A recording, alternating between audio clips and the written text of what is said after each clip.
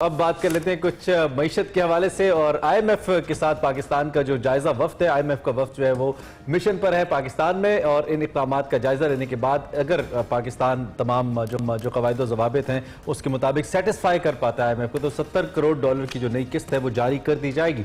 IMF मुज़ाकरात का आम तरीन एजेंडा इस वक्त जो सूद अदायगियाँ हैं, नए गैर मुल्की कर्जे हैं यानी कि डेट सर्विसिंग की हम बात कर रहे हैं। इसमें जो हमारे सीनियर सहाफ़ी कुलीग शहबाज राना साहब हैं उनकी खबर है और के मुताबिक पाकिस्तान ने कर्ज मिलने में मुश्किलात की वजह से आईएमएफ से मदद मांग ली है। पाकिस्तान ने आईएमएफ को बता दिया है कि कर्ज की अदायगी की लागत 8500 बिलियन तक जा सकती है और इसमें तकरीबन 7500 अरब सिर्फ अंदरूनी कर्ज पर सूद की अदायगी है जो डेट सर्विसिंग पे पैसे जाने हमारे। और इस साल तकरीबन 6.5 अरब डॉलर के बैरूनी कर्जों का बंदोबस्त करना है पाकिस्तान ने। ये बहुत बड़ा मसला है। उधर एफबीआर ने भी 9415 अरब के रेवेन्यूज इकट्ठा करने से मुतल्लिक आईएमएफ को आगाह कर दिया और कहा है कि साल महज 29 लाख टैक्स रिटर्न्स जमा हुए हैं। गुज़िश्ता साल 49 लाख जमा हुए थे। एफबीआर ने टैक्स जमा कराने वालों की तादाद को 65 लाख तक ले जाने का मंसूबा पेश किया है जबकि पहले 4 माह में एफबीआर ने 2075 अरब रुपए जो है वो इकट्ठे करने के साथ साथ हुकूमत ने जो कमर्शियल बैंक है इसके मुनाफे, रियल स्टेट, तंबाकू, मशरूबात पर टैक्स वसूली, इन तमाम अनासर को बढ़ाने का इंदिया दिया है। और दूसरी जानिब जो डॉलर है वो कुछ दिन फिर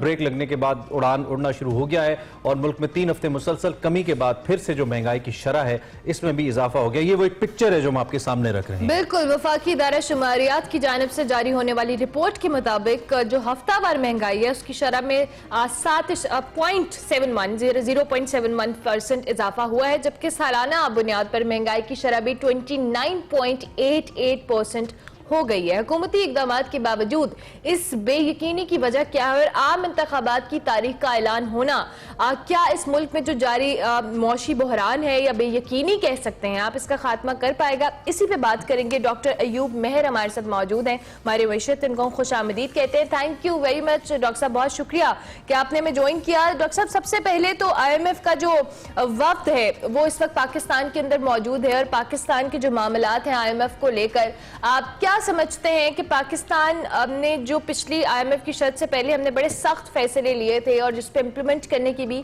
काफी हद तक कोशिश की गई थी, क्या IMF सेटिस्फाई हो पाएगा और आइंदा आने वाले दिनों में जो हमारे मामलात हैं वो कुछ सॉर्ट आउट होंगे या मजीद रिजर्वेशन रहेंगी IMF को?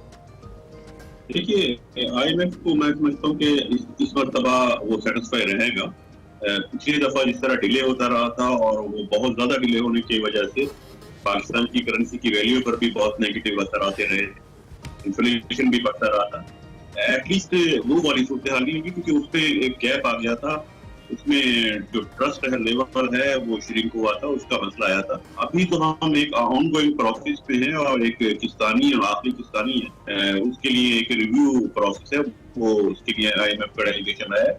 उस रिव्यू प्रोसेस पे जो उनकी कंडीशन थी वो ऑलमोस्ट तमाम कंडीशन पाकिस्तान मीट कर चुका है, कोई ऐसी कंडीशन नहीं बची जिसपे उनको ऑब्जेक्शन हो। तो ये एक रिव्यू एक प्रोसीजर होता है ना, एक रिक्वायरमेंट होती है, रिक्वायरमेंट के लिए आया है। मैं नहीं समझता कि इस पे डिले होगा, लेकिन इसके बाद वाले जो हालात है वो कुछ बेहतर नजर नहीं आ रहे।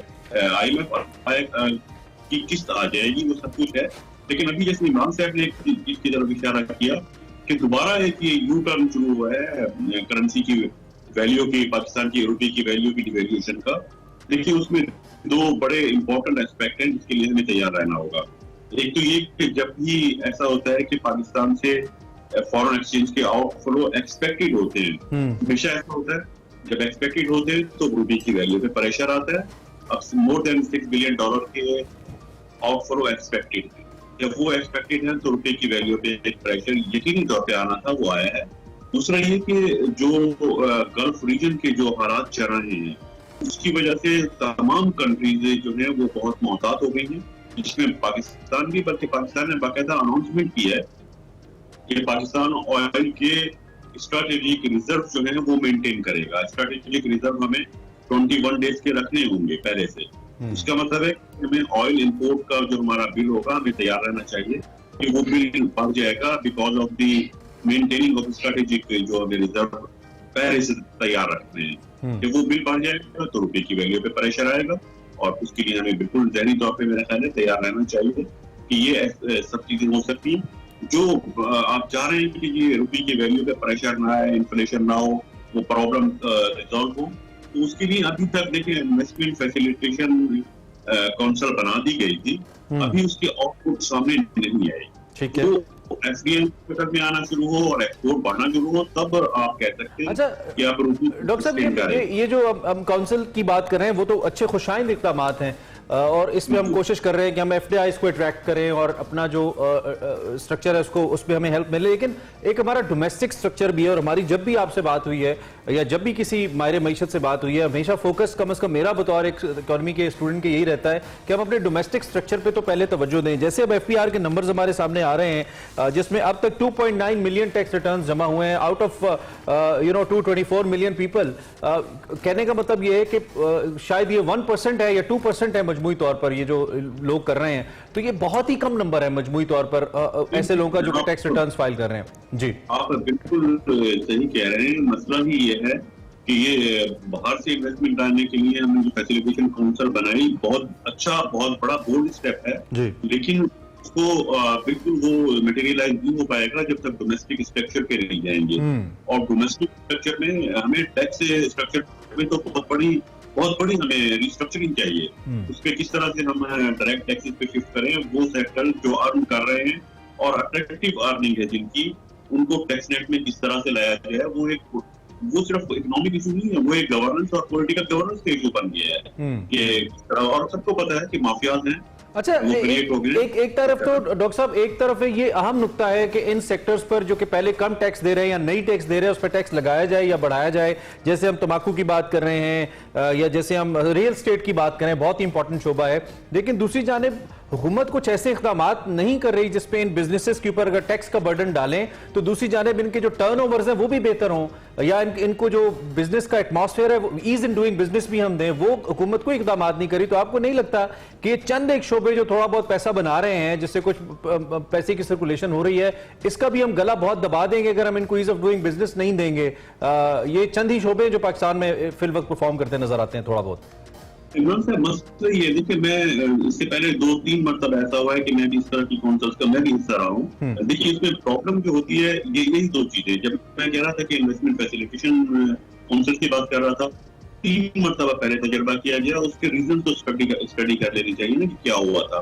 इसी तरह ईज ऑफ डूइंग बिजनेस तो पिछली 2 गवर्नमेंट्स ने बहुत बड़े हाई पावर लेवल की काउंसिल भी बनाई, उनकी रिकमेंडेशन भी गई, जिनमें बहुत बड़े बड़े पाकिस्तान के जो बिजनेस लीडर्स थे वो शामिल थे, लेकिन उनकी अचीवमेंट नहीं हुई।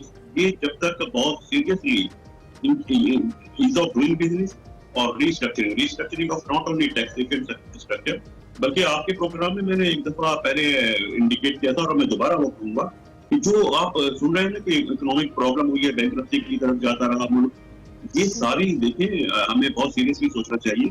ये 18 अमेंडमेंट के बाद क्या हमने सुनी थी ना ये चीजें, उसके भी देखिए एनएफसी अवार्ड ड्यू हो गया है। एनएफसी अवार्ड को हमें अब ड्यू भी हो चुका है, हर 4 साल 5 साल बाद उसको रिवाइज करना होता है, बैठना चाहिए के साथ, वो रिस्ट्रक्चरिंग वो भी चीज और खुल के कहना चाहिए कि सूबे अपने हिस्से का पैसा ले रहे हैं लेकिन रिटर्न नहीं कर रहे।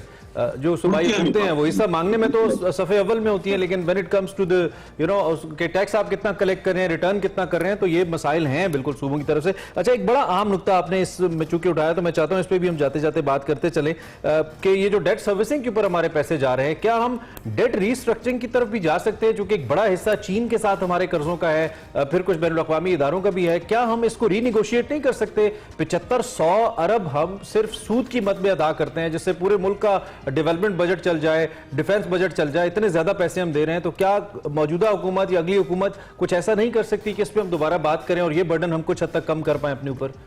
देखिए, ये तकरीबन तमाम लोग ये इंडिकेट करते रहे, तमाम हुकूमतें कहते रही हैं कि ये सस्टेनेबल कैसे रहेगा, ये तो अनसस्टेनेबल हो गया है।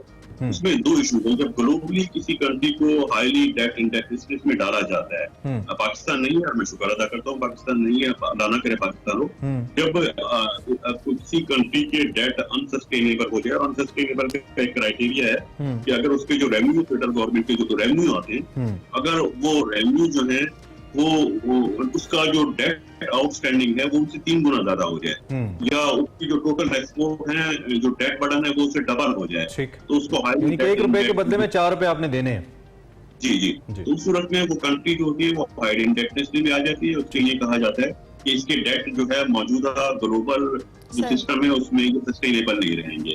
जब सस्टेनेबल नहीं रहेंगे तो उसके लिए फिर रिस्ट्रक्चरिंग की जाती है। लेकिन उसके साथ जो मैंने कहा ना कि मैं शुक्र अदा करता हूँ कि हम उसमें नहीं गए, उसकी वजह है कि फिर उसके साथ कुछ कंडीशन भी आती है। वो कंडीशन जो होती है वो आसान नहीं होता उनको मीट करना, उसमें बहुत सारे चैलेंजेस होते हैं। अच्छा डॉक्टर साहब, दूसरी जानिब इन द एंड हम जरूर चाहेंगे कि इलेक्शन की डेट का ऐलान हुआ है। ऑब्वियसली जब भी हम इकोनॉमी की स्टेबिलिटी की बात करते हैं तो हम उसको पॉलिटिकल स्टेबिलिटी से रिलेट करते हैं। सो डू यू थिंक कि इलेक्शन की डेट आने के बाद जिस तरह से हमारी इकोनॉमी सफर करी थी, अनस्टेबिलिटी थी, अब टाइम के साथ साथ इसमें कुछ बेहतरी आएगी और चीजें कुछ बेहतरी की जानिब हमें मजीद जाती हुई नजर आएंगी?